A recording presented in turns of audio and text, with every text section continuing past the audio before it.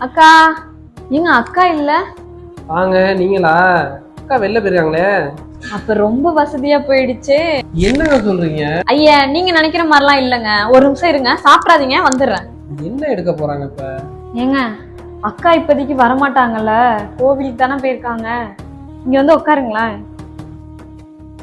என்னங்க, என்ன எடுத்து வந்தீங்க? என்ன இது?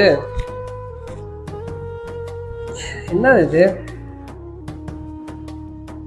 என்னோட ஃபேவரேட்டுங்க அது. பரவாயில்லையே.